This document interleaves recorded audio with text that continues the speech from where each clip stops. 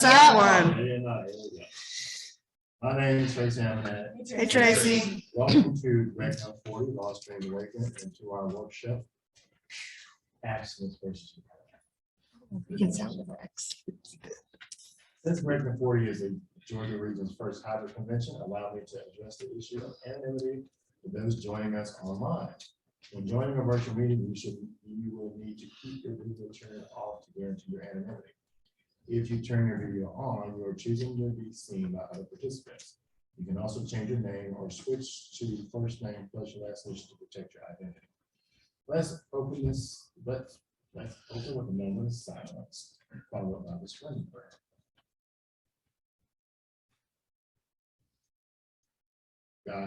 God, grant me the serenity to accept the things I cannot change, the courage to change the things that I can, and the wisdom to know the difference. Okay, welcome to the Georgia region's first hybrid convention, Recon 40 Lost Dreams Awakened. Our intention for this convention is to make available to our fellowship a weekend of recovery, celebration, and fun. We hope that all addicts receive the inner message of recovery while they're participating in this event. It is our hope that the message may truly let everyone know that NA is a place of recovery and that no addict seeking recovery need die from addiction. Let's see, these are the workshop discussion guidelines. If you are joining us virtually, please dress appropriately on camera. Please keep your microphone on mute unless you are asked to unmute by the host or co-host. If you have a question or need general assistance during the workshop, please contact our host or one of the co-hosts via the direct message chat. If there is time after our workshop speakers finish, you may have opportunity to share your experience during the hope on the workshop topic. If you would like to share virtually, please raise your virtual hand. Your virtual hand can be raised by going to the reaction icon on your computer or by going to the more section on your phone. If you'd like to share here in person, please raise your hand while you will be, I'm sorry, I can't read. You will be asked to come to the microphone and camera so that you can, so those at home can hear and see you. The virtual host and co-host will attempt to maintain the queue correctly. Your kindness and patience will be greatly appreciated. Please limit your shares to 3 to 4 minutes. And I've asked volunteers to read how it works. Hi, my name is Taylor. I'm an addict. Hi, Taylor. How it works. If you want what we have to offer and are willing to make the effort to get it, then you're ready to take certain steps. These are the principles that made our recovery possible. 1, we admitted that we were powerless over our addiction and our lives had become unmanageable. 2, we came to believe that a power greater than ourselves could restore us to sanity. 3, we made a decision to turn our will and our lives over to the care of God as we understood him. 4, we made a searching and fearless moral inventory of ourselves. 5, we admitted to God, to ourselves, and to another human being the exact nature of our wrongs. 6, we were entirely ready to have God remove all these defects of character. 7, we humbly asked him to remove our shortcomings. 8, we made a list of all persons we had harmed and became willing to make amends to them all. 9, we made direct amends to such people wherever possible, except when to do so would injure them or others. 10, we continued to take personal inventory, and when we were wrong, promptly admitted it.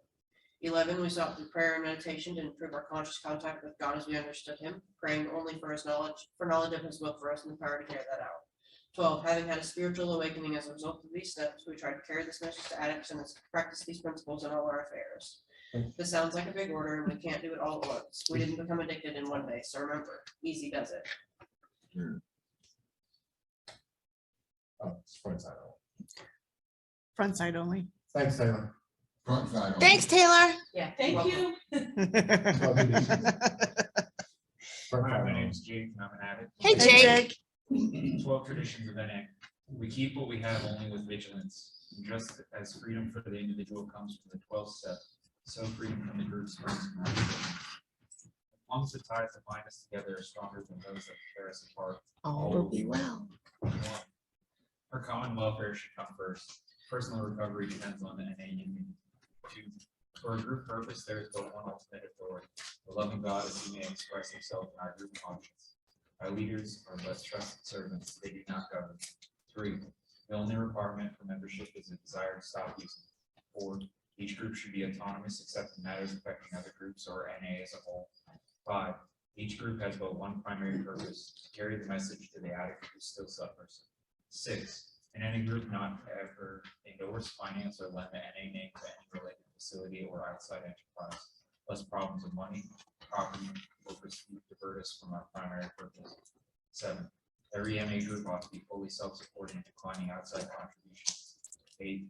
Narcotics Anonymous should remain forever non-professional, but our service centers may employ special workers. 9. NA as such ought never be organized, but we may create service boards or committees directly responsible to those they serve. 10.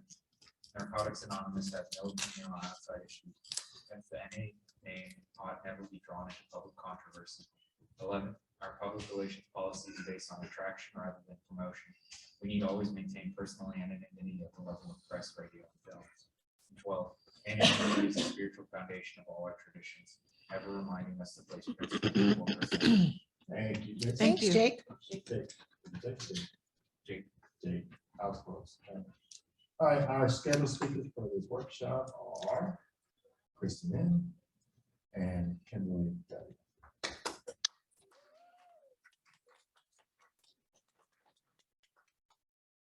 Who's going first? You want me to, or you want to?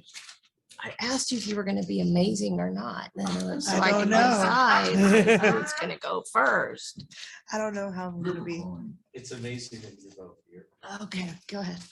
Okay. Guess I'm going first. Hi, my name is Kristen. I'm an addict. Hi, Kristen. Hey, everybody. I'm grateful to be here, grateful to be clean, and very grateful to be part of this workshop. I just want to say that I feel very honored to be selected to speak here. Because I remember when I was first in recovery and I went to my first convention, and I remember seeing people up here speaking and thinking to myself, that's going to be me one day. And here I am. And it's pretty cool. You know, I'm a one chip wonder. I've gotten one key tag, and then I've stayed here so far. You know, that doesn't mean I'm going to be here tomorrow, but today I'm here. So my abstinence really comes from before I picked up. And before I picked up, I was, you know, I picked up the first time when I was like 12 or 13. So for the first like 12 or 13 years, I was without drugs and without a solution to my problem, which is me. And I definitely believe that I was an addict way before I picked up my first drug, because I was obsessive and compulsive. And I'm just going to read the definition of obsession and a compulsive. So you guys, because I need to know what the definition was myself. So I'm going to share with you guys. Okay, so obsession is defined as an idea or a thought that continually preoccupies or intrudes on a person's mind. Compulsion is an irresistible urge to behave in a certain way, especially against one's own will. And I was obsessed with how people perceive me and my reputation from a very young age. Like I wanted to be in with the adults. You know, I wanted the adults to look at me and think, oh, she's so mature. Oh, she's so respectful. Oh, she's a sweet little girl. You know, like that's what I wanted you to think. So I compulsively behaved in ways that I thought would please my elders. And like I would do whatever, like, and I wore a mask from the time I can remember retaining memories. You know what I mean? Like I wore a mask from the time I could think. And so I never knew who I was. Like my personality was just a reflection of what your wants and needs were. Like it was not something that I built on myself. Like I didn't have a personality, and so if nobody was around, I think I liked Hercules and Xena, and that was about the only personable things I had going on for me. And you know, I had no solution, you know, like I had no idea how to be me. I had no idea how to be okay in my own skin. You know, like even from an early age, I remember those obsessive thoughts, those intrusive thoughts about not being good enough, not being pretty enough, not being, you know, okay. And the most intrusive thought was I was just bad at my very core. Like I really believed that because I just felt sick on the inside. and I didn't know how to deal with that. So my dealing with that was validation and attention and seeking approval from those around me. And at first, my reputation was, the honest one, the good one, the integral one, the integrity one. And then as I got older, I got angrier and angrier at the world around me because I didn't feel understood, which made sense because I didn't let nobody know who I was. Like, you're not going to understand me because I'm never going to let you in and get to know me because I don't know who I am and I don't think you'll like it. And so as I got older, I got angrier, and I became very violent and aggressive. I got in fights at school. I got kicked out of all kinds of high schools, and then my reputation was, Billy Badass, and I was like, I like that one. People are scared of me. That's what I want, because I felt like it was still a form of respect. I got approval for that.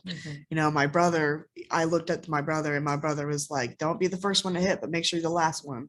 That's what I was taught growing up. I was not taught, don't fight, find other ways to resolve your issues. I was taught, throw them hands. So, and whenever I would get in a fight at school, my mom would pick me up from school and then take me out for ice cream. So I got, I got very mixed signals about what was right and what was wrong. So, that was my life for a long time. I was very miserable. Like I have trauma from my past, and what abstinence looks for me is no solution and no treatment for my unresolved trauma. And that ruled my life for a long time. I let it run every decision I made, every reaction I had to people. Like, I didn't have close friends. Like, I had acquaintances. Like, in order for me to be your friend, you'd have to, get to know me. And I was not about that. So I would just, I didn't get a best friend until I started doing drugs, to be honest with you. And, but yeah, and then, I got into recovery, and I got in trouble with the law. So the law made me go to rehab. And I was there for 18 months. It was only supposed to be a year-long program, but me, I needed extra help. So I was there for 18 months. And, like, I wasn't sure if I wanted this. Like, I knew what drugs were. I knew what drugs helped me with. It just wasn't working anymore. But I didn't think this was a solution. Not using drugs sounded crazy to me. I was like, that's the only thing I do to keep me from killing myself, because I was really suicidal before I came in the rooms. Like, I attempted suicide at least 3 or 4 times a year. And like, I even went to a mental hospital for like 30 days because I was on suicide watch, and tried to commit suicide right after I got out of there. Like, I just didn't want to live my life because my life was not good to me. Like, I didn't understand how to live this life. It seemed like everybody else around me had instructions to how to live life. And I was left out of that memo.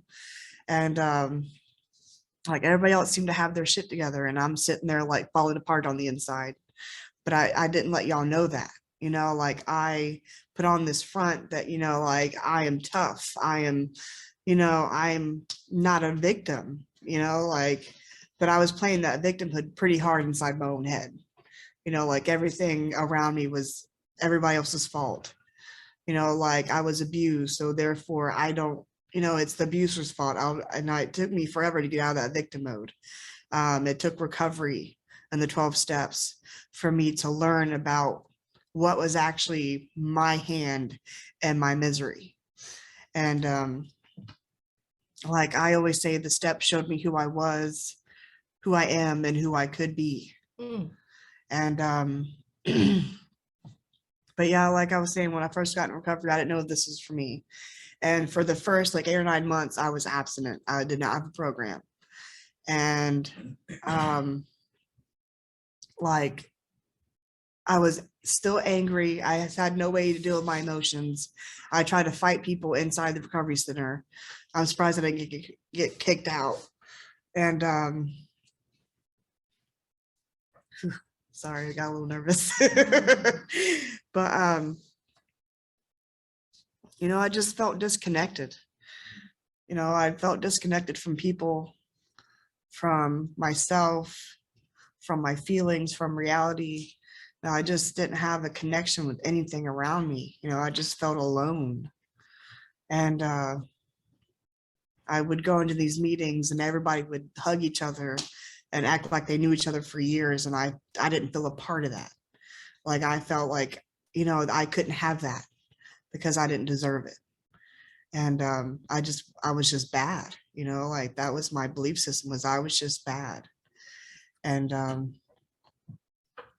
it was really hard to overcome that. Like I remember working on my 4-step, my second sponsor, because my first sponsor I didn't work with. She was just a name on a piece of paper for the recovery center. I did not utilize her at all. She would see me and be like, "Oh, hey, stranger," and I was like, "Haha." She's like, "I'm not kidding." So, but when I finally got into recovery, my second sponsor, she was like, "I want you to write a list of assets. That way you can see the good parts of you while you're looking at the bad parts of you." And I couldn't write an asset list. Like the only thing I could put on there was that I was clean, because that's the only thing I did right for the first 9 months of my recovery was, and it wasn't really recovery, it was abstinence. But that's the only thing I did right, was I did not pick up. I didn't have a higher power. I wasn't working the 12 steps. I didn't utilize a sponsor. I was not calling people. But I was listening at the meetings. You know, I listened to people. And one of the first things I remember hearing was at a NA meeting, and they were like, "Work the steps or die, mother effer." And that really stuck with me. I was like, okay, because you know, I really believed that if I used more drugs, I was going to die. Like that fear has kept me in the rooms for almost 4 years now. Is that I really believe that if I walk out these doors and go use, I'm going to die from it. Maybe not right away. And what's also scarier is thinking that I would live in this life, you know, like dying from it, I would, you know, people would get over it, you know, life would go on. But if I go back out and I use and I stay in that problem for years at a time, like that's scarier to me than dying from this disease, is living with active addiction. Like I never want to go back to that lifestyle, because NA has given me such a different life. Like my life is so full today. And I think the biggest difference between abstinence and recovery is that abstinence is just not using drugs. Recovery is living by spiritual principles. And that's a huge difference, because I didn't have principles before I came in the room. Like I had, you know, like I would tell myself in my head that I was honest, because if you asked me a direct question, I wouldn't lie to you. So that to me was honest. But you know, if you didn't ask me a direct question, I just told you whatever. So like that was what I thought was honest. I didn't learn any different until I got into recovery, what honesty actually is. And I'm still learning what that is. You know, I stole from people, and I was a very dishonest person. I was dishonest with myself and with others around me. I was so dishonest that, you know, I just never figured out my place in this world until I came to recovery, and I'm still learning that place today.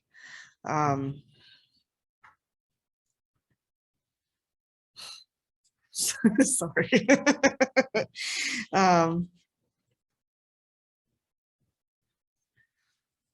But yeah, I just, you know, when I got into recovery and I finally started sitting down and working the steps, it's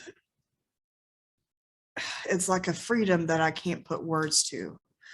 Like when I sat down and worked that first step, and saw just how my disease looked without a higher power. Like that was my life without a higher power, without a program. And I was so jacked up. Like I was so jacked up. I had unresolved trauma issues. I had unresolved daddy issues, unresolved abandonment issues. Like, of course I had the drug issues, but like once the drug got taken away from me, like that was no longer the problem. Everything else in my life was the problem. And then it turned out that I was the problem. It wasn't everything else in life, it was me. And the first time I heard the problem was me, I was like, I guess that tracks, because I'm the only common denominator in all my situations, like of course it's me, because I don't know how to live, and I don't know how to be a friend, I don't know how to be a mom. And I was very absent from my kids. Like my youngest is 8 now, and I was in hard active addiction his entire life. Like I'm one of those that didn't stop using when I was pregnant. I kept using. And they're all good. They got 10 fingers, 10 toes, and they do good. They have a couple learning disabilities, which I blame on myself. But they're good kids. But I was away from him for pretty much his entire life. And when I finally got into recovery and came back into his life, he didn't know me. And that was so hard to deal with. I was like, I didn't realize I was that absent from his life, that he'd be like, oh, hey, mommy, like he knew who I was, but he wasn't like affectionate. He wasn't loving. He wasn't talkative. He wasn't comfortable with me as his mom. And it took like almost a year for him to start giving me hugs, and for him to start loving me and saying that he loved me and missing me. And that's what recovery gave me right there, was my relationships back with my kids.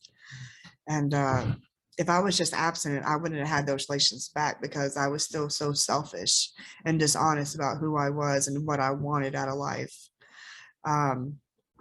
Because before I got into recovery, like I didn't want a life. I wanted it to end. Like I tried my own self to try to get rid of myself, but those never worked, and that just kind of fed to my uselessness and my unworthiness, because I couldn't even successfully kill myself. Like, so it just made me feel worse about myself. And recovery has given me a reason to live. Every day I wake up every day grateful to be alive, and for me that's a big deal, because I was not grateful to be alive for so long, and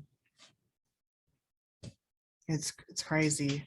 My kids have no idea how suicidal I was. I don't know if I overshare that with them, but I'm pretty open with my kids. Like they know I'm in recovery, they know I'm an ex-junkie. And they see the difference in me. Like at first they really didn't like it, because it took up so much of my time. And it really did, because when I got out of the recovery center, I went home, which is here, to be around my kids and family and stuff. And it was crazy, because I went from no responsibilities at a recovery center to all I had to do was focus on my recovery, to home, and there was 9 people living in this house.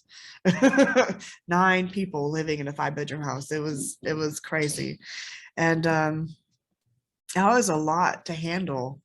I had like 1.5 years clean, almost 2 years clean, and it was a lot to handle. Like I left my safe spot in Kentucky, where all my recovery was, my people in my support system, and I was surrounded by support for 18 months. And, those ladies really showed me how to live in this world. Like the biggest turning point in my recovery was watching somebody walk in who I knew from the street. She actually stole my car. I didn't wind up calling the cops and being like, well, I didn't call the cops, but I told her I was. I was like, hey, I'm going to call the cops. You don't bring back my car. And she brought it back 8 hours later. But she walked in the room and she was 30 days in and she lost her mom. Like her mom passed away. And, you know, she took it hard. But that girl stayed clean. Damn. She had 30 days and she stayed clean through losing her best friend. Like they were really close. And that's kind of when it clicked for me. I was like, wow, if she can stay clean, and I know the dirt that she did, you know, like we used together on the street. So, I mean, like, I know what she did. If she can stay clean through losing her mom, maybe this program actually does work. And that's when I started getting into step work. That's when I started getting into staying around the meetings, not just there by the serenity prayer, not by the serenity prayer, you know, like I actually showed up early. I started like helping with the coffee. I chaired a couple meetings, which was horrible for me because I had such bad social anxiety. And sit like, I've gotten better with it, obviously, since I'm up here now. But when I first got clean, I would sit there and I'd be like, like, don't see my face, but I'll be up here cheering. And I would never handle the money. Like I didn't trust myself with money. I was like, y'all can do the money part. I would just read the format. And you know, like recovery, just like it says in the literature, it gave me a new life, you know, a new way of life. And I haven't been miserable and I haven't suffered in a long time because, you know, pain is inevitable. Misery is optional. Like we choose that. We choose to suffer. If we sit in that pain for too long. And I have not let myself suffer in almost 4 years. I mean, I still have painful days, and you know, I've been through a lot in the past year. Like I've been through 2 car wrecks that were not my fault. My sister's missing right now. She's been missing since October last year. My brother is still in active addiction and he has diabetes. And I think he's about to lose his feet because he refuses to take care of himself. So there's a lot going on in my life right now. But the difference between abstinence and recovery is that I have a solution to that pain I'm feeling. You know, like I don't have to sit in that and worry about what's going to happen to my brother and my sister because my higher power has, you know, he's over that. You know, like that, I'm powerless over what's going on with my family. And that's a big step for me too, because I was such a control freak when it came to people around me. I really thought that I could manipulate people into doing what I wanted them to do. And, you know, like in active addiction, you know, I thought I had evidence of that, but really they just wanted to do the same thing I was doing because we were all trying to get high. But coming into recovery, I realized that I have no control over people, places, and things. And, you know, and that drives me nuts with my mom sometimes. Like I really want to control her sometimes. And it doesn't happen because she is her own universe. I cannot control that.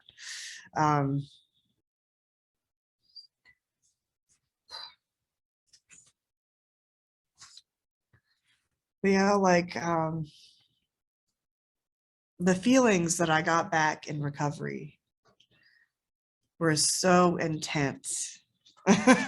Like the first like year of my recovery, like was dealing with these things we call emotions. And you know, before I got clean and before I used that first substance, like my emotions, I just like disassociated from them. Like if it was too strong of an emotion or the situation was too real, I put that in a box and I set it over there. Like I didn't deal with it. So when I came into recovery and I had to deal with the emotions, that was so hard. Like I don't even know what emotions were, you know, like I knew what anger was, I knew what sadness was, and I knew what happy was.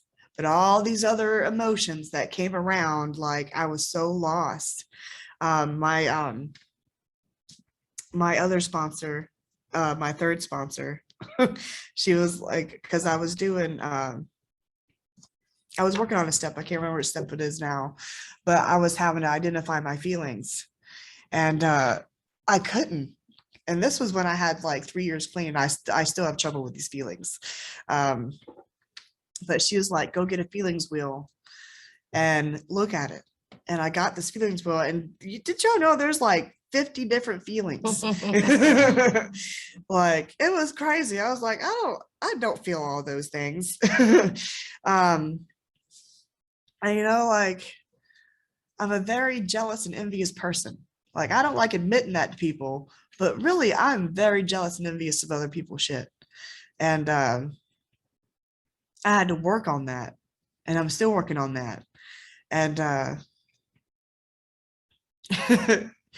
I would see people with recovery time and be like, I want that right now.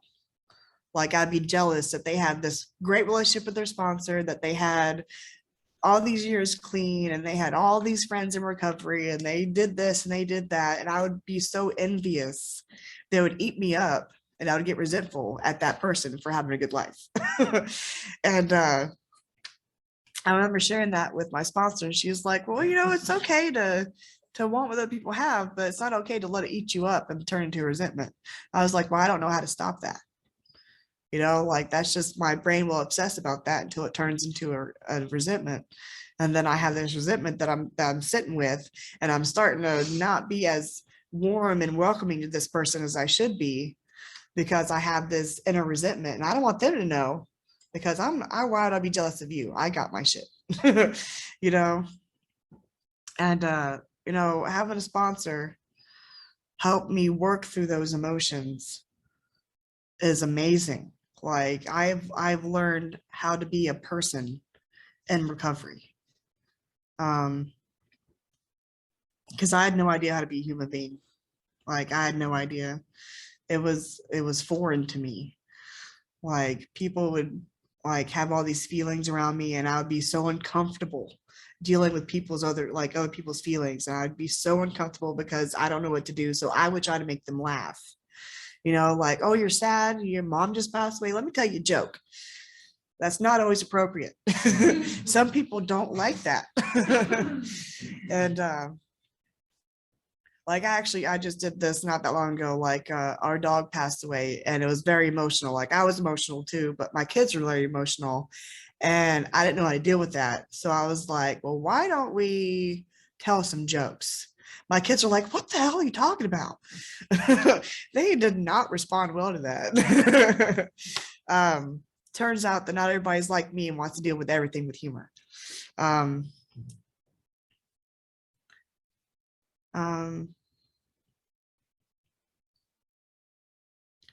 don't know. I think that's all I got. Thanks, Kristen.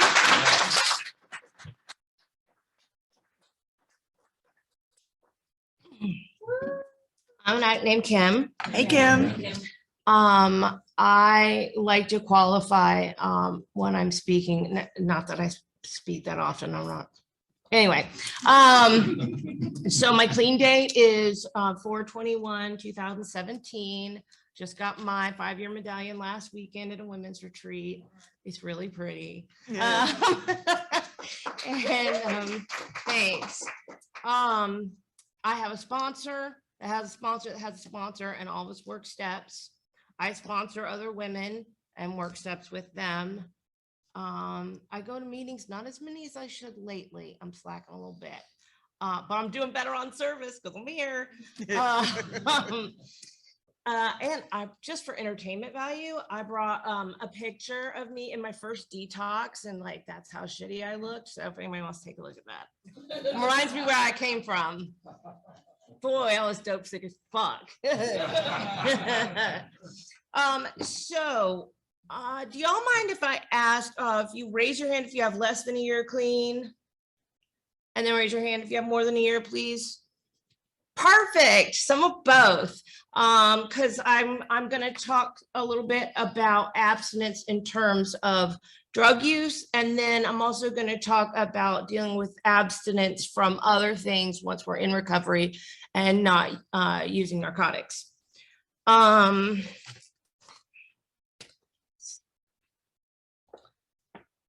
right, so first I looked up definitions too. I looked up the definition of abstinence, and I read things like self-restraint, self-denial, self-enforced restraint, choosing not to engage in a certain behavior, willful avoidance, self-denial. I hear a lot of self and willfulness in those definitions.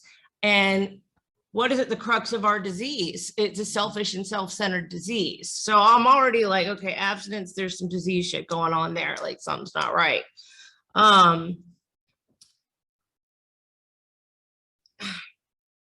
I don't have a lot of experience with abstinence in terms of drugs because I really sucked at being abstinent. Like I just liked drugs and I just didn't want to be abstinent ever. I just wanted to be high all the time.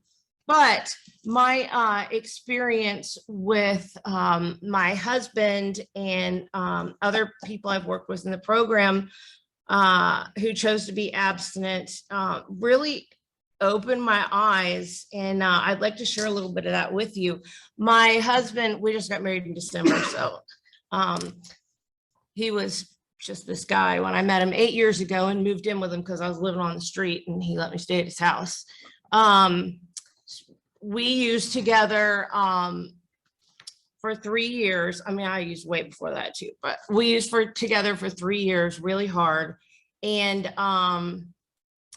you know, I got to a point where I was sick and tired of being tired and sick. And I knew about NA because I'd been in and out of like detox, and the judge had sent me to treatment and all that. So like I knew about NA. So, you know, I was finally ready to surrender. I was pretty broken. And my old man, he first said he was gonna do the NA thing, but then he chickened out. And but he did quit. Like we quit using on the same day, and he just chose a different way. And I am at a point now in my recovery where that is okay because that's his journey, and my journey is a journey of NA. That's the only thing that has kept me clean, is working in a program, and I've tried a lot of things.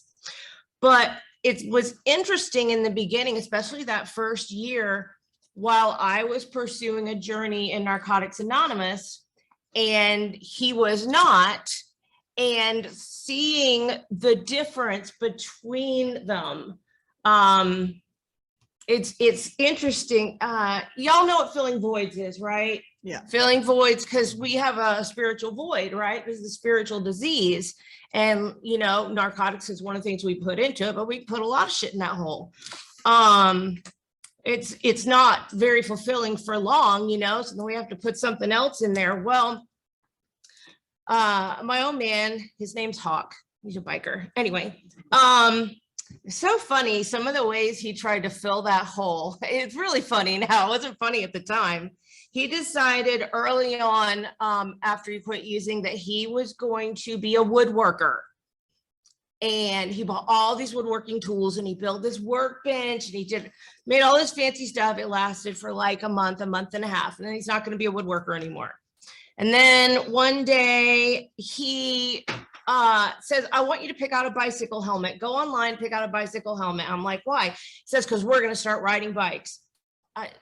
The only bike he ever rode was a motorcycle. He didn't ride bicycles. I'm like, okay, whatever. I pick out a bike helmet. He doesn't buy just one bike. He doesn't buy just 2 bikes. And there's only 2 of us. There's just the 2 of us now. So he bought 3 bikes because I don't know why, you know. So he bought 3 bikes and all this fancy stuff to go on them, and bike helmets and all the gear and all the shit. And the whole time I'm telling him, like, I'm not really about this. Like, this really does not sound fun to me. This sounds like I'm going to break my neck. But he's like, this is going to be great. We're going to ride bikes together. Neither one of us ever even sat on one of those bikes. And he ended up selling them on Facebook, all that shit. I was like, I told you I wasn't going to ride that thing. So, then that was over. He did weights for a while. Oh, he did car models for a while. That's going to be the totally fulfilling thing. Got on Facebook Marketplace. He bought, do you know car models don't just come in those little, there's like bigger ones too, where you build the car and that thing's like this. Like, where are you going to keep that in your house? Right. Well, this old man who done car models forever, he had all these unbuilt car models of all different sizes, and Hawk bought all of them because 1,000's never enough. And yeah, so we brought that home, and of course then we have to buy an airbrush machine, like a really good one, and we finally end up having, he has to like make his own frame for the model. Like, it was insanity. So we did that for a little while, and like now I have a bunch of car models in the closet. So those are just like kind of some of the funny ways that since he didn't have a program, he was trying to fill those voids, and I'm not saying he's bad, like he's an amazing man and he's gone on his journey, and I accept that, and it is what it is, and he's growing at his own pace. And I do think a little NA rubs off on him, because every once in a while he'll say something like, "We don't have to live that way today," and I'm like, "Oh, busted, that's NA."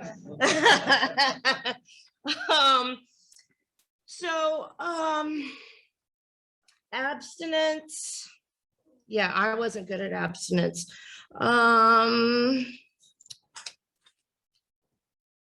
Abstinence, in my experience, is about I can't use, I can't party, I can't go to the club, I can't, all of these things that I can't do. In addition to that, abstinence is about you keeping yourself from doing those things. So like, I can tell you, me trying to keep myself from doing drugs, like I sucked at that. Like, how many times did family and my husband say, "Why don't you just stop? Like, just please stop. Like, don't you think if I could stop, I would? Like, I'm fucking miserable here." But I didn't have that control. I couldn't. But recovery, it's all about I can be free today. I can have a life beyond my wildest dreams. I cannot be dependent on a substance. I can go wherever the hell I want to, because I don't care where the dope man is, and I think that's the big difference is, I found freedom in Narcotics Anonymous. For me, freedom wasn't in programs, and I'm not dissing them, but for me, it wasn't.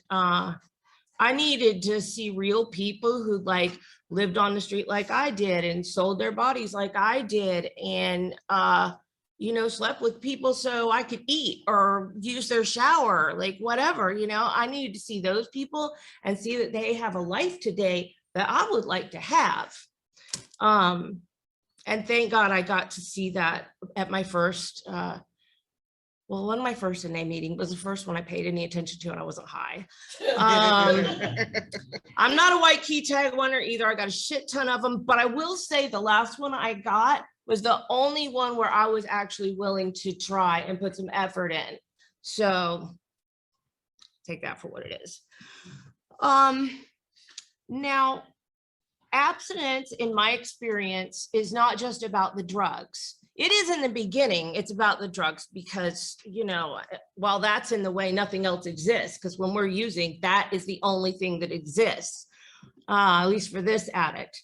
But once we took the drugs away, and once I got a sponsor and I started working some steps and going to meetings and working a program, once I did those foundational steps of 1, 2, and 3, and I had a higher power that I could, hand things over to when I was willing. Then abstinence became an issue of more about my character defects. So I actually brought, this is my first and my second character defects list that I ever did. That's the first one is from here to here. And then the second one is from here to here, but they do both have control and manipulation on them. And I'm on a step 6 now, and that list also has control and manipulation. So that's like a huge issue for me. Well, it seems to me with abstinence, say I'm trying to be abstinent from control and manipulation, that character defect in my life, and I'm going to control it just like I tried to control the drugs. I am just going to keep myself from being controlling and manipulating people, right? How well do you think that works for me? It's still on the list, so obviously I'm not succeeding very well.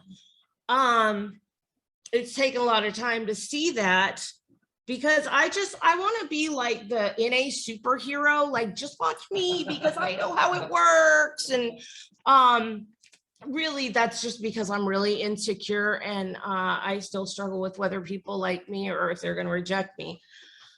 But these character defects are not something we can get rid of on our own. Just like the drugs, we couldn't just quit the drugs, or we would have. Well, I can't just quit control and manipulation. Like I can't just quit being a greedy person. I can't just quit being codependent. Like if I could, I already would have done that. I can't do it on my own. But I try to. I like over and over and over. I even like will fool myself into thinking I've turned it over. And I'm like, no, now I'm just telling my higher power how he needs to do it. You know, like as long as you do it this way at this time, you know, I'll let you know when it's good. Like, you know, and that just doesn't ever work. You know, it just doesn't work, because in the end, I'm still trying to keep myself abstinent from that character defect and not allowing my higher power, who is the only one in my life that can remove one of my character defects, instead of allowing him to do that work. You know, I put so much work into trying to control my character defects, and I don't even notice it. In fact, really with this 6th step, I think it's like my 3rd or 4th, 6th step, something like that. I've peeled back enough layers of that onion, you know, and gotten deep enough to really see to what degree I am not turning those character defects over. I'm back to, what does it say? Self-restraint and self-denial. I'm just not going to be controlling, and I'm not going to be manipulative, even though I've been manipulative for 49 years, which is my whole life. But I'm just going to stop doing that. You know, just like, you know, I was on narcotics for like 20 years and I was just going to stop that. No, absolutely not. One's as hard as the others, you know, and the thing is, I can control and manipulate you, and you will thank me for what I got you to do for me. You know, I'll make you think that I did you a favor, and it'll kind of be like, it won't be like, oh, she's fucking nodding off over there because she's high. No, like you'll be thanking me for working that character defect on you. So like, I don't even get busted. You know, that shit's hard. So that is where I really struggle with abstinence versus recovery. So let's look at the recovery part. What do I really need to be doing? Because abstinence over my character defects does not work. So the opposite of that, abstinence versus recovery. Well, golly, it is not an easy answer. Because I'm like working on it right now, because I'm right now on step 6 figuring this shit out. Like that's a higher power thing too, isn't it? But what I'm realizing is I need to stay in the basics. Have y'all heard people say stay in the basics? My sponsor, when I first got in the program and was getting close to like one of her anniversaries, and she was like, if I stay in the basics, I'll have this many years clean. And I was like, you always say that. She said, what is stay in the basics? Stay in the basics. It sounds good, doesn't it? What the fuck does that? Stay in the basics. You always say that. Well, it turns out it's true. You know, so like, and that's why we get a sponsor, and we listen to our sponsor, even if it doesn't make sense to us. It doesn't have to make sense to us. That's okay. Just do it anyway. And turned out she was right about that and so many other things. She's a lot younger than me, by the way. And when I first got her as a sponsor, well, she was suggested to me by somebody. So I just went up to her and I was like, hi, I'm Kim. Will you be my sponsor? And she eventually said yes. But then I was like, how old are you? And I can't remember. She's more than 10 years younger than me. I don't know. And she was like, is that going to be a problem? And I was like, I don't know. It might be a problem. She says, well, I have a hell of a lot more clean time than you do. And so that's what I know. How much do you have? What do you know? You know, I was like, oh, fuck. And to this day, 5 years later, she is still my sponsor, still younger than me, obviously. And I've communicated with her every single day for the last 5 years. And I highly recommend staying in communication with your sponsor. So I don't even know where I was going with that, but sponsors are really super important. Okay, so I was talking about recovery. Oh, well, that's where I was going because, you know, recovery sponsor, hello. So with these character defects, I have to get back to the basics. What are our basics? Steps 1, 2, and 3. That's our foundation. If we don't work those steps to the best of our ability, we're on some shaky footing for what's coming next. So with whatever is the issue I'm dealing with, whether it's greed, like y'all, because I got a serious food thing going on, and I always have my whole life, like even before the drugs. And like for serious, like if my husband and I were sitting here eating and it was like something really good, like my homemade crab cakes, which are banging, and like I already know how many he's put on his plate, right? And I'm just keeping on it. I keep an eye on it if he goes to get seconds, because there might not be enough for me, even though my plate's full. And heaven forbid, if he reaches over to my plate, he gonna get his hand bit off. I don't care who you are. I'm not sharing my food with you. Like it's a for real. It's a for real problem. We're working on that. But I don't share food well. I really don't. I'm greedy as fuck. Yeah, it's all. I remember being like 9 years old and we had a pizza party because we did some fundraiser at our school. We won the pizza party, right? I ate 14 slices of pizza and I was like, y'all, I ate 14 slices of pizza, winner. Yeah, that was not a winner, y'all. That was not. But I thought it was. I was like, mission accomplished. Oh my gosh.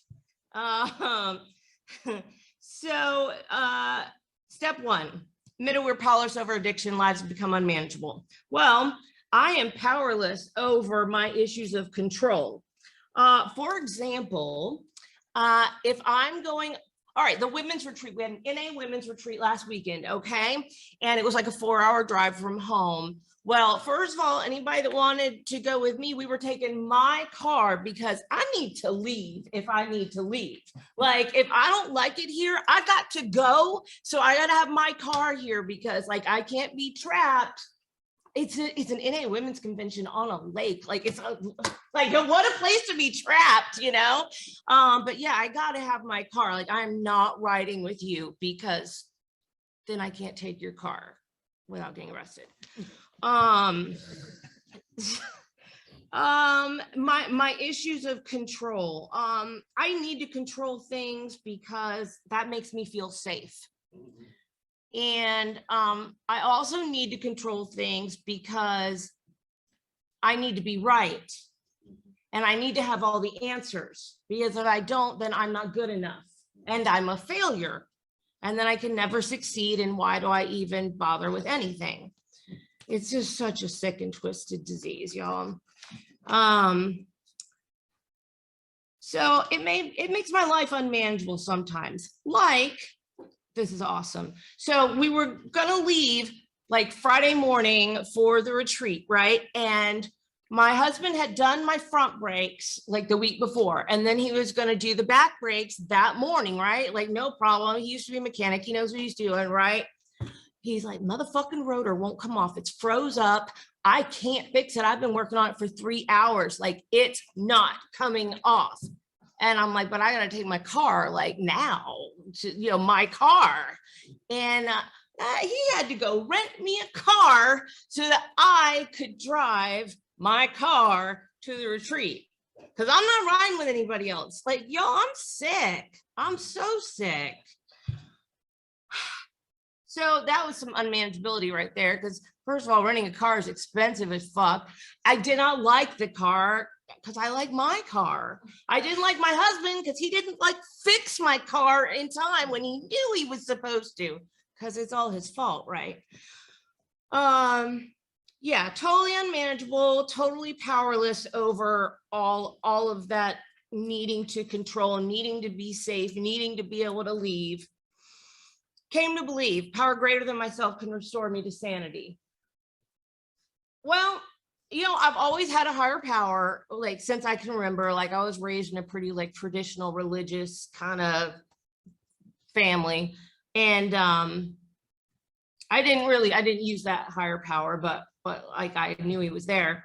And in Narcotics Anonymous, I got to take an active role in my spiritual journey, if that makes sense. Like, you know, I was no longer limited by what my parents or the preacher or anybody said, like God fits in this little box. Like, you know, I found my higher power in a genuine way that I had never experienced before, because I needed a higher power that was like bigger than the box, because like my addiction was bigger than the box. You know, I needed like a big old higher power, and I got one, and I did come to believe that he could restore me to sanity, both with drugs. Because by the time I'm working on step 2, I've like been clean for like, I don't know, a couple of months or something like that. I'm like, I've never not used a substance for 2 months since I started. I was a late bloomer to drugs. I wasn't one of the ones that was like getting high in the bathroom at 14. I came into addiction like in my probably like around 30-ish, but yo, I went hard, and I was married to a pastor. So like that was a whole double life thing, like going and seeing the dope man. They're like, yo, it's a preacher's wife, you know. She looked fine today. I did look fine for a while too. You know, talk about unmanageability. That shit was rough, y'all. I even started prostituting while I was married to him. I know, side note, but just like, damn, y'all, that's some shit. Restore me to sanity. God, restore me to sanity.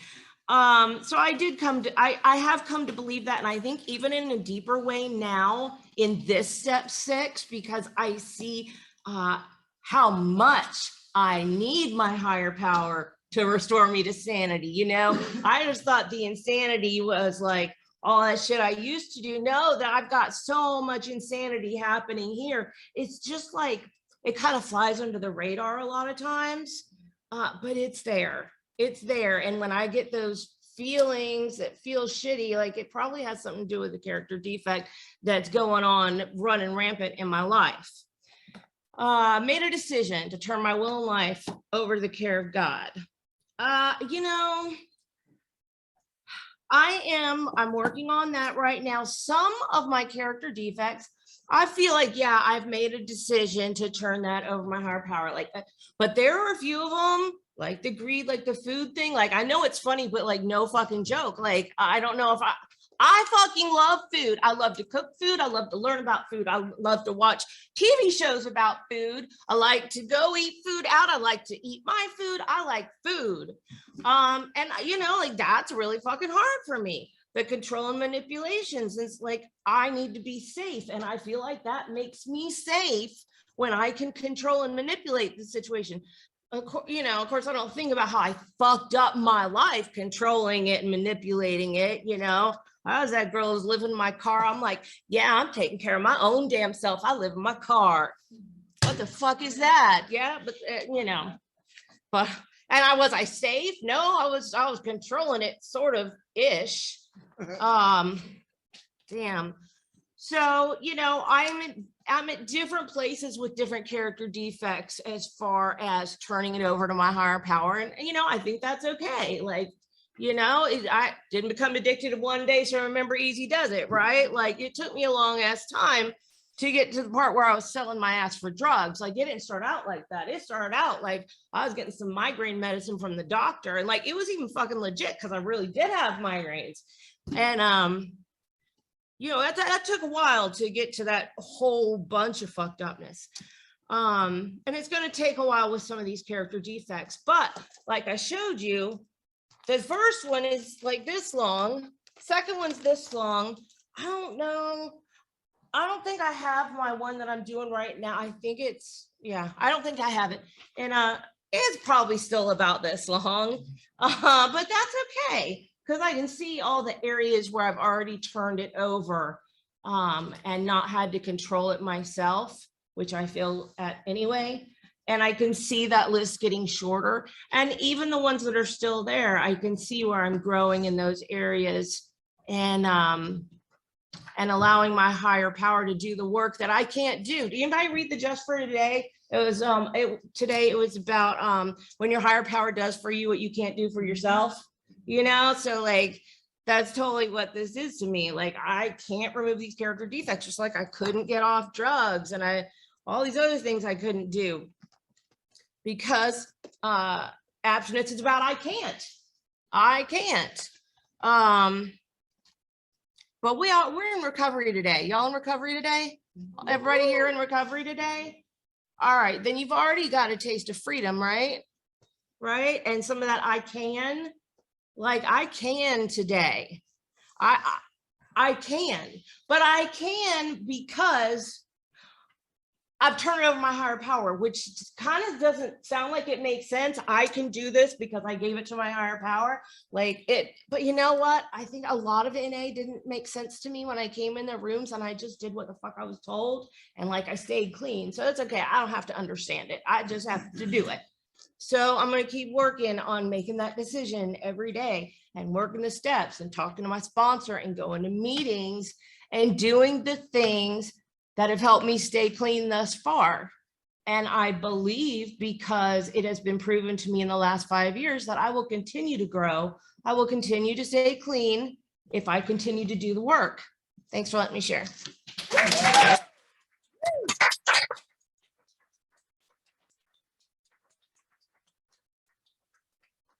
Thank you both, Kristen and Kim. One more round of applause for them. We'll have a little time left, and we're opening the floor up for if anybody wants to stay on the topic of abstinence and recovery.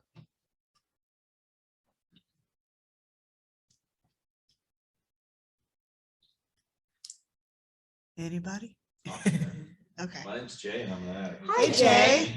Yeah, well, I really didn't want to come to Narcotics Anonymous to begin with. I certainly didn't want to, I wasn't, really didn't want to get clean. I didn't really want to stop using.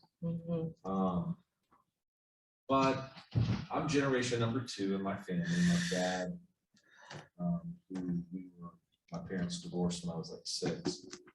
And he'd been out of my life for a while, but I found him when I was 18. We reconnected. He got clean that day. And then we're just so much alike. He's passed, but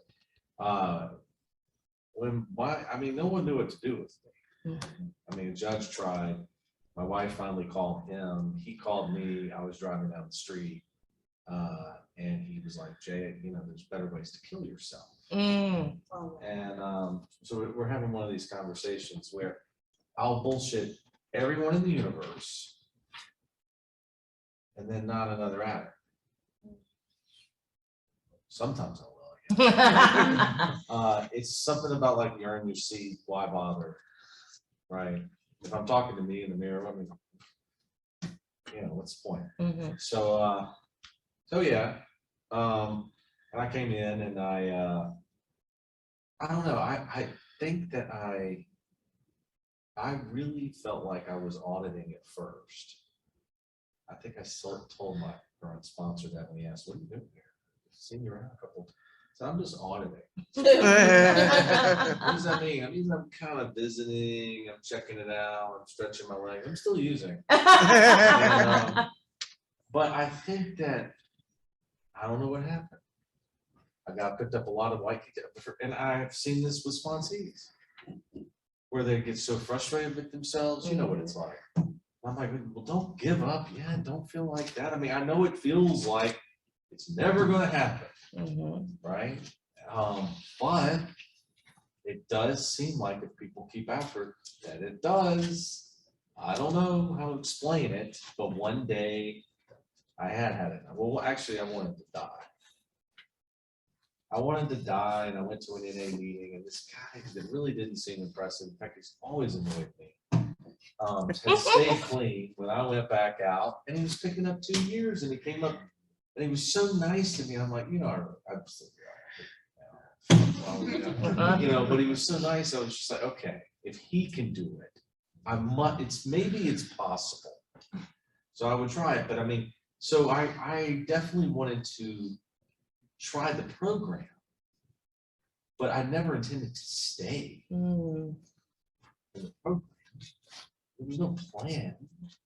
And then, so it's like, I don't know, the thing that really bothers me about just doing the abstinence, because I like doing less, and I'm secretly hoping I'm going to get more.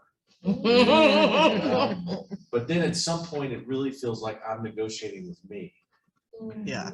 And when they say stuff like, how good do you want to feel? I'm like, are you kidding? I'm an addict. What's the scale? I can top the scale. There's no end to how good I want to feel.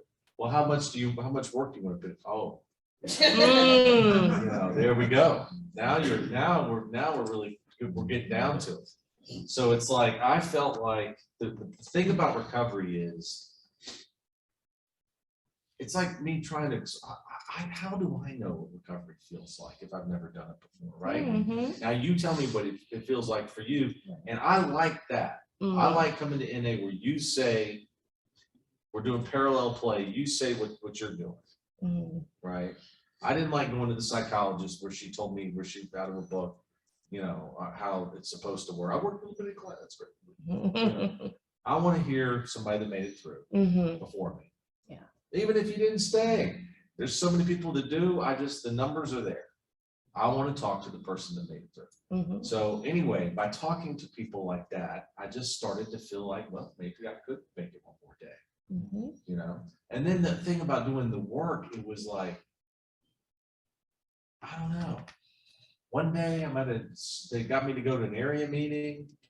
The website needed to be updated. I'm like, why can't you update the website while we're here? You ever heard of a wireless access point? What's going on?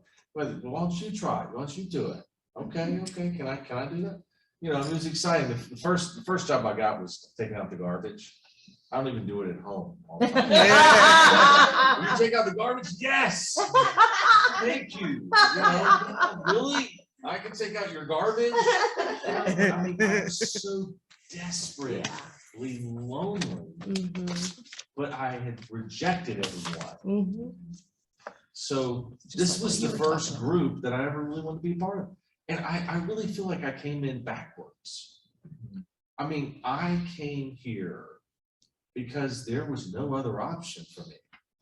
I could die. That doesn't seem, I mean, even, I know people that said it did, but I suffer from major depression. Death is not exciting. It's relief from pain. It's not exciting. I haven't done it, but I'm just saying. So maybe I don't know exactly. I just really wasn't wild about the idea, so I'm looking for alternatives. I'm like, want to negotiate. What else you got behind door? You got the death thing. Let's put that to the side. What else you got? So then they're like, I'm asking questions like, how much time do you work at this? Like, what's the time commitment? What are you asking? I'm trying to quantify, and they're like, okay, I spend about an hour a week. That sounds good. But not in the beginning. Oh, how much in the beginning? Oh, well, I went every day. I tried negotiating with myself over and over again, and I really feel what you shared, which is that you couldn't, right? I mean, I can't do it my way because it doesn't work. It is so annoying. Who would design a universe where drugs stop working? Who would do that? I've had so many conversations with my higher power about this. Like, why would you do It doesn't make sense to me. And they're like, you know, and I'm thinking, did you do this because secretly you want me to learn the hard way from my own? Oh, wow, damn. You know, I'm one of the learners. I learn from pain. Oh, Right. yeah. So, but to me, that is it. Like, so I'm not always, like, I mean, I decided kind of I would do the abstinence thing because I like the results so far. And I'm planning to keep trying for a little while. I don't know how long we'll be here. It's only been about, I don't know, it's coming up on 11 years for me, which for me is 1/3 of my recent career. So if you ask my younger daughter, it's not really that good. 33%. I used for 30 years. So anyway, so she, you know, you got to put it in perspective. For her, she found me using last time. She's not that impressed. And I, you know, so I feel like there's a lot of work to be done. But so I'm trying to go towards recovery. It's an ideal. But I do feel it sometimes. Oh my God. I honestly, if I'm really honest, I didn't think it would be this good. I really didn't. If you had told me that this was possible, I would have started this sooner. I would have think, except for the fact that I have to have the pain first. So how, I really wouldn't have. I mean, my dad loved to meditate, you know, because he got clean. For years, I'm going to do this meditation thing. I hear yoga this morning. They had some really cool gongs and flutes. And it was really wild. So I got to get out here. But anyway, I was going to do it any day now. Never did it. Never did it. But get me to the point of death. And now I'll do it. Yep. So I don't know. You guys figure it out, but I feel like I found my group. I found a program that works, and I'm going to keep doing it because I do think that it works for me.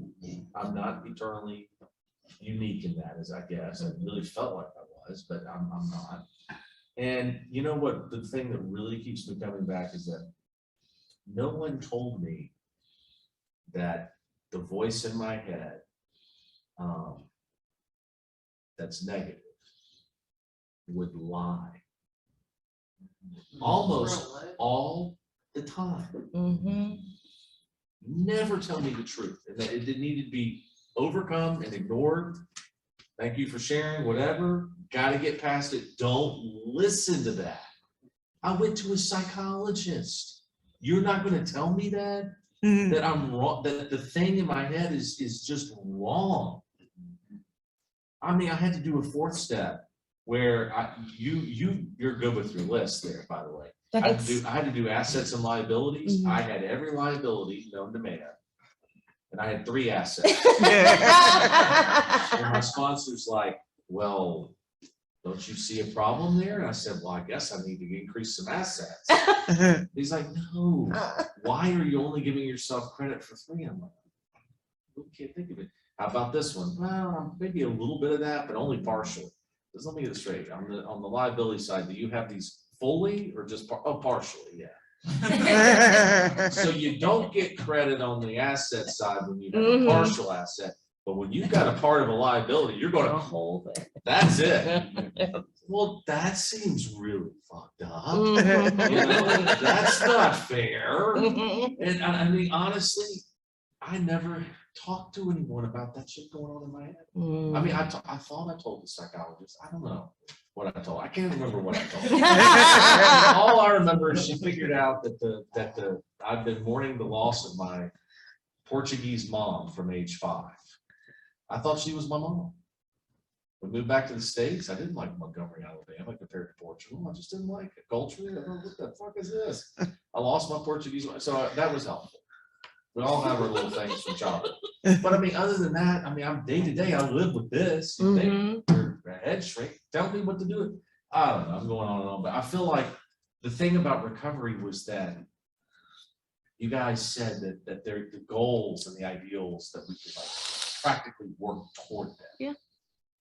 Baby steps. See, I'll go sign up for incremental progress. That's what you offered me. I really wanted instant gratification. He told me that was not going to work and it was not possible. It was a very depressing day. Past that, you basically said the opposite. You know, and if you can hang in there, your mind will clear. Everything will get kind of smoothed out. You might even think, oh, you're cured, but really you got to fix it while you're back to normal.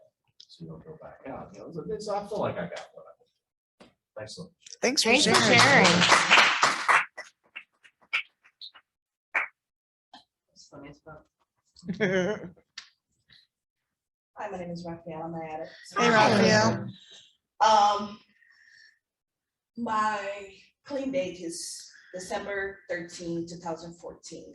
Nice. And I say all of that to say I tried everything known to me to control and enjoy my using. And I realized that if I was controlling, I wasn't enjoying. And if I was enjoying, fuck, I wasn't controlling. That's good. And I did stupid things like, you know, that the Woody Winnie was talking about, that obsession. Like, I was like, you know what? I'm gonna prove to myself today that I'm not at it. I'm gonna drive around with shit in my trunk. And I'm gonna prove it to myself that I'm not gonna use it. And true fucking story, I drove around until December the 13th, well, the 12th technically. I got pissed off because somebody hurt my feelings because I'm a very sensitive person. And it was gone. I don't know what happened. I know what happened. I used the shit. And then throughout these, I don't know, 7 years, I think, I tried to like in the beginning was like, man, if you told me to jump out of that window, my fat ass would have jumped out of that window because I would do anything and everything to let that pain go. And the pain was like outweighing the pleasure a long fucking time ago. But then life got good. Y'all say shit was gonna get better and he got it.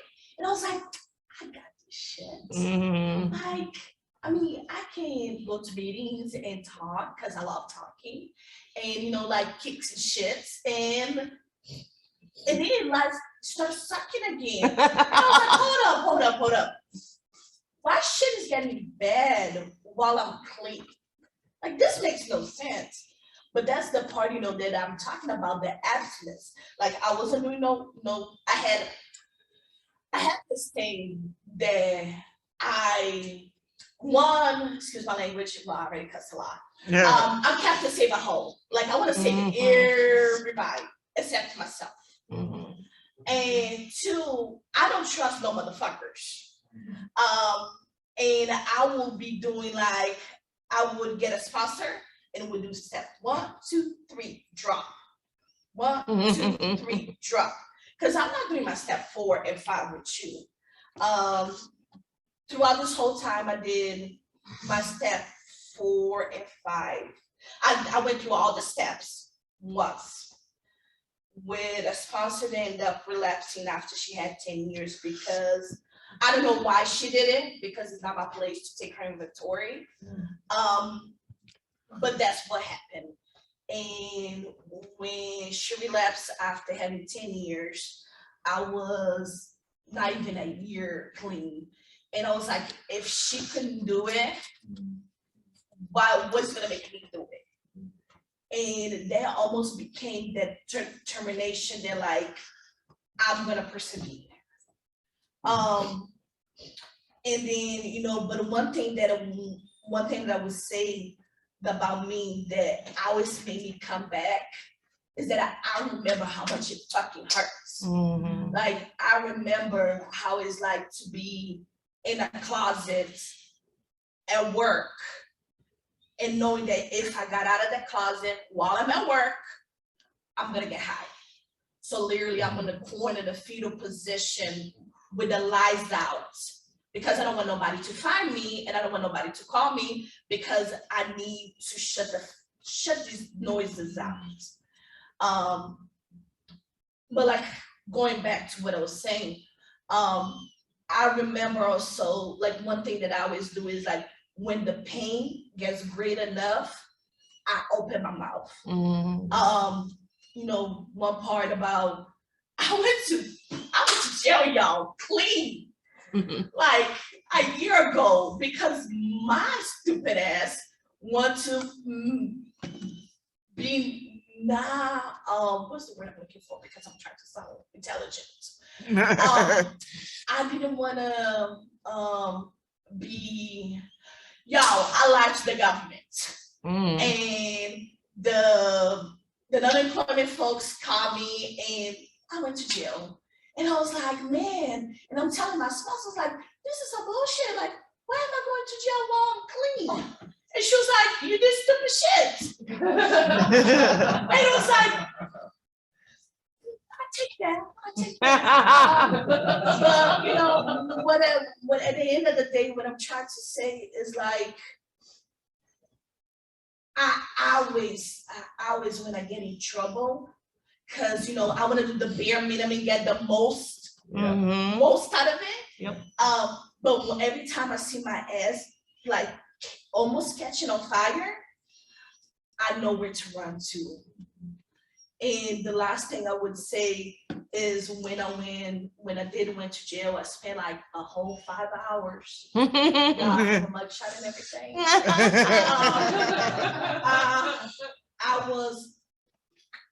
I was leaving county services, aka Marietta, and I had a choice. If I made a right, I was gonna go home and hit a meeting. If I made a left, I was gonna go to Atlanta and get some dope. I literally would cry, and I called my spouse and I was like, just stay on the phone with me. I don't wanna make that left. And she was like, look, I cannot talk to you right now. Call somebody to program. And I called until somebody answered. And I went to a meeting that didn't exist. And after that, I went to another meeting. And I cried and I shared because I was fearful, because I am, if you guys didn't tell yet, I am an immigrant. I'm not from this country. I could get deported. Making a long story short, I'm paying them the motherfucking $15,000 and all charges gonna be dropped. But this would not happen, one, if I wasn't greedy and tried to fuck off the government. But most importantly, this would not have happened if I had to lose, because that $15,000 would have been going down to waste. And with that, thanks for letting me share. Thanks for sharing.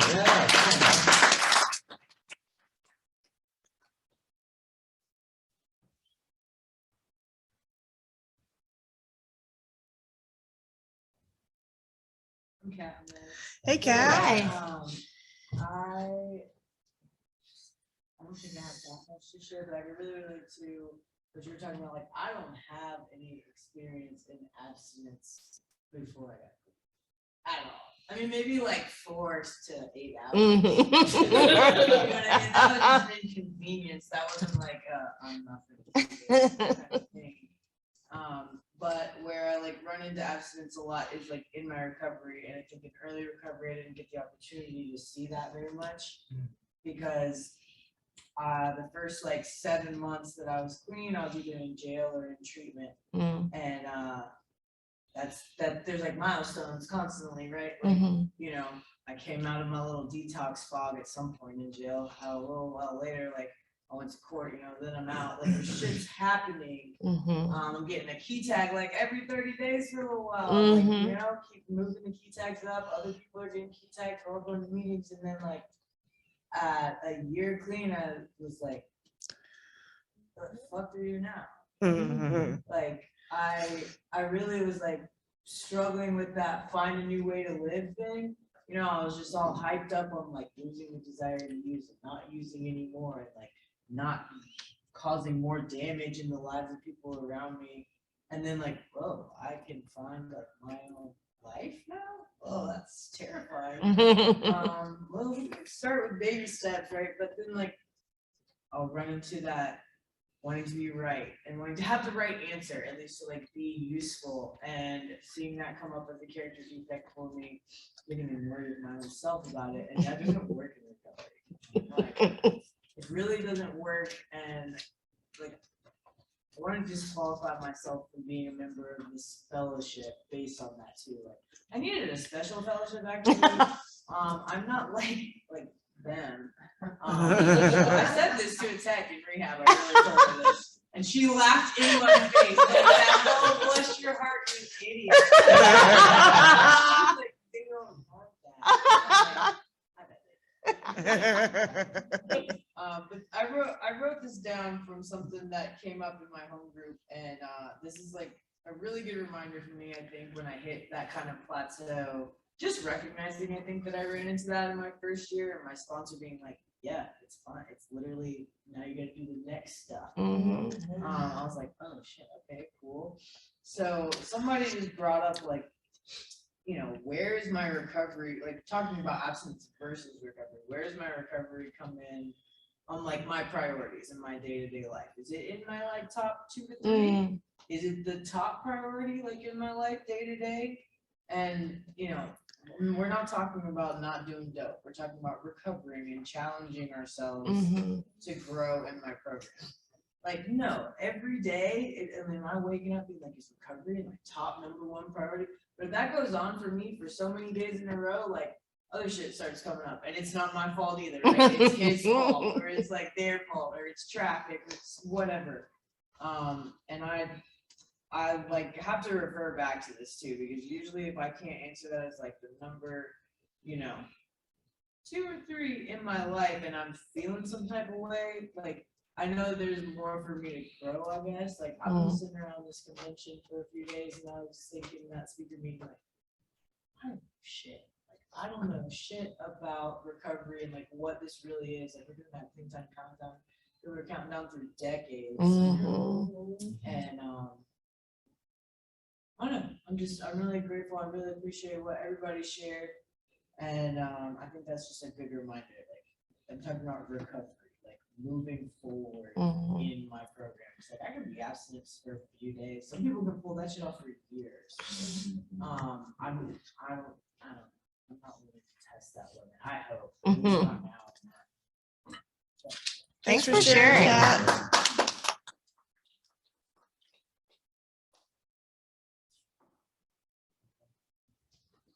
All right. Good meeting.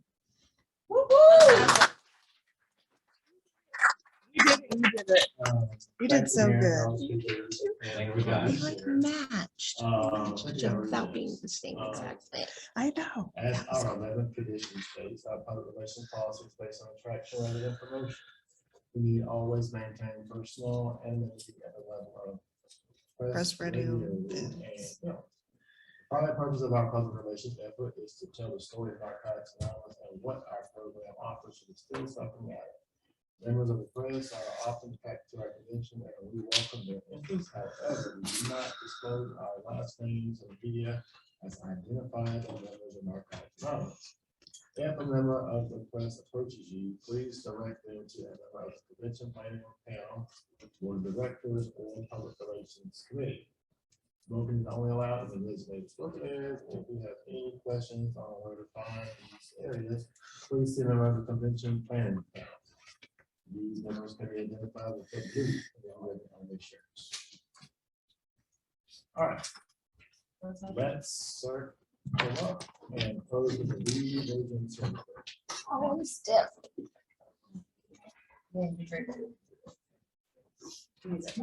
Those joining online, I invite to unmute and join our prayer as well.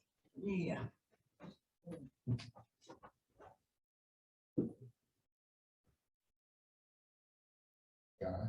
God, grant us the serenity to accept the things we cannot change, the courage to change the things that we can, and the wisdom to know the difference. Just something like